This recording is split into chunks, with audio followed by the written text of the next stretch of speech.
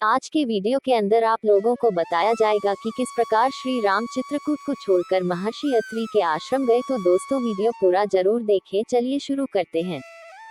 जब भरत चित्रकूट से वापस अयोध्या लौट गए तो राम ने लक्ष्मण से कहा, हे सौमित्र, माताएं वापस चली गईं, इसलिए मेरा हृदय उदास तथा उद्विग्न हो गया है। इस स्थान के साथ उन सबकी स्मृति जुड़ गई है। मुझे बारंबार उनकी स्मृति सताने लगी है। अतः मेरा विचार है कि अब हम इस स्थान का परित्याग कर दें और अन्यत्र कहीं जाकर निवास करें। इस प्रकार सीता और लक्ष्मण से अपने विचार का समर्थन प्राप्त करके उन्होंने चित्रकूट का परित्याग कर दिया और वहां से चल पड़े। चलते चलते वे महर्षि अत्रि के आश्रम में जा पहुंचे। उन्होंने परमतपस्वी वृद्ध महर्षि को प्रणाम किया तथा अपना परिचय दिया। महर्षि अत्रि ने उनका स्नेहपूर्वक स्वागत किया। फिर महर्षि अत्रि ने अपनी वृद्धा पत्नी अनुसुईया को मिथिला नरेश की राजकुमारी तथा अयोध्या की ज्येष्ठ पुत्रवधू सीता से परिचय करवाया तथा उनका यथोचित सत्कार करने के लिए कहा। इस पर राम ने भी सीता से कहा, सीते, माता के समान स्नेहमयी अनुसुईया देवी के चरण स्पर्श करो। सीता ने अनुसुईया के चरण स्पर्श किए और उनसे आशीर्वाद प्राप्त किया।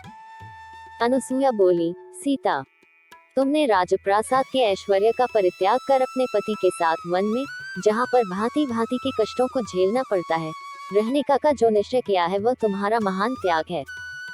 मैं तुम्हारे त्याग से अत्यंत प्रसन्न हूँ।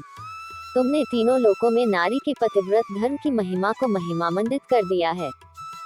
हे सुभगे, जो अपने पति के गुण अवगुणों का विचार किए बिना उसे ईश्वर के समान सम्मान देती है और प्रत्येक दुख सुख में उसका अनुसरण करती है, उस स्त्री के चरणों पर स्वर्ग स्वयं न्यौछावर हो जाता है। पति चाहे कितना ही कुरूप, दुष्चरित्र, क्रोधी और निर्धन क्यों न हो, वह पत्नी के लिए सदैव श्रद्धेय है। उसके जैसा कोई दूसरा संबंध नहीं होता। पति की सच्ची सेवा ही स्वर्ग का मार्ग प्रशस्त करती है। जो स्त्री अपने पति में दुर्गुण देखती है, उस पर अपना वर्चस्व स्थापित करने के लिए उसके साथ नित्य कलह करती है तथा उसकी अवमानना और उसकी आज्ञाओं की अवहेलना करती है, उसे इस लोक में अपयश तो मिलता ही है पर मृत्यु के पश्चात नरक को भी जाती है। तुम स्वयं समस्त शास्त्रों को जानने वाली हो तथा अपने पति की अनुगामिनी हो, अतः तुम्हें तो किसी प्रकार की शिक्षा देने की आवश्यकता ही नहीं है। तुमने अपने कर्तव्य पालन करके तीनों लोकों में कीर्ति प्राप्त की है। मेरा आशीर्वाद है कि तुम्हारी बुद्धि सदा इसी प्रकार निर्मल बनी रहे। देवी अनुसुईया के इन उपदेशों को सुनकर सीता बोली, हे आर्या, आपके उपदेश मेरे लिए अत्यंत महत्वपूर्ण है। मेरी माता और सास ने भी मुझे यही शिक्षा दी है कि पति स्त्री का गुरु, देवता और सर्वस्व होता है। अब आपके द्वारा दी गई शिक्षा को भी मैंने हृदयगम कर लिया है। मैं आपको विश्वास दिलाती हूँ कि पति का अनुगमन ही मेरे जीवन का एकमात्र लक्ष्य है और मैं कभी इस मार्ग से विचलित नहीं होंगी। सीता के वचनों को सुनकर अनुसुईया ने कहा, पुत्री, मैं तुझसे बहुत प्रसन्न हूँ। अपनी इच्छानुसार कोई वर मांग। मैं वनवासिनी अवश्य हूँ, किंतु दैवी शक्ति से किसी भी मानव की मनोकामना पूर्ण करने में समर्थ भी हूँ। सीता बोली, माता, मैं पूर्णतया संतुष्ट हूँ। आपने मुझ पर असीम कृपा की है, यही मेरे लिए यथेष्ट है।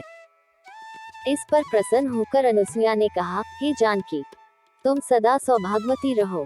यद्यपि तुमने कुछ भी नहीं मांगा है, तथापि मैं तुम्हें ये दिव्य माला देती हूँ। इस माला के फूल कभी नहीं कुम्हलाएंगे। ये दिव्य वस्त्र भी स्वीकार करो। ये न कभी मैले होंगे और न फटेंगे। ये सुगंधित अंगराग भी मैं तुम्हें देती हूँ, जो कभी फीका नहीं पड़ेगा। अनुसुईया ने तीनों वस्तुएं सीता को देकर उन्हें अपने सम्मुख ही धारण कराया। उनके चरणों में सिर नवाकर सीता रामचंद्र के पास गईं और उन्हें माता अनुसुईया के दिए उपहार दिखाए। संध्या को सबने एक साथ बैठकर संध्योपासना की। तत्पश्चात अनुसुईया सीता को चंद्र की शुभ्र ज्योत्नायुक्त रात्रि में वन की शोभा दिखाने के लिए ले गईं।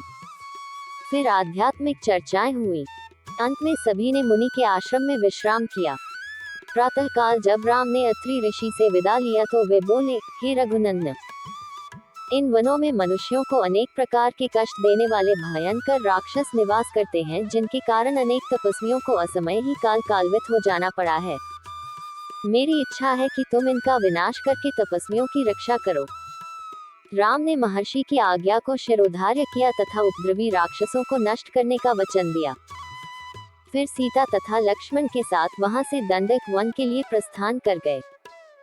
तो दोस्तों, कैसा लगा आज आप लोगों को हमारा वीडियो? आशा करते हैं सभी को पसंद आया तो हमारे चैनल को सब्सक्राइब करना ना भूलें।